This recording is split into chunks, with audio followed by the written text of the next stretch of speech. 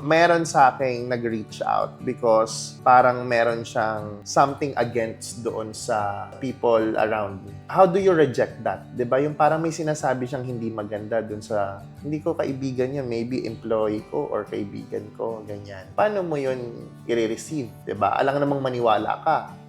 Or may people na naniniwala agad. Diba? Kasi sinasabi ng iba. Or sometimes, you know better yung sinisiraan niya. How do you reject that? Diba? Sa akin, Diba? Parang, hindi ko i-validate yung sinasabi niya. I don't know, siguro pag nandun ako sa sitwasyon, I think makakaisip na ako ng tamang paraan para sagutin siya. But basically, ang bottom line ko lang, I will make sure na hindi ko i-validate, hindi ko i-acknowledge na tama yung sinasabi niya. yes, that's right. Ako, ang perspective ko sa ganyan, I would receive it parang, okay, thank you for informing me. Pero hindi ko para sasabihin, bakit anong ginawa niya? Parang, it's not for me to judge. Kasi Oo. maybe that's just your perspective.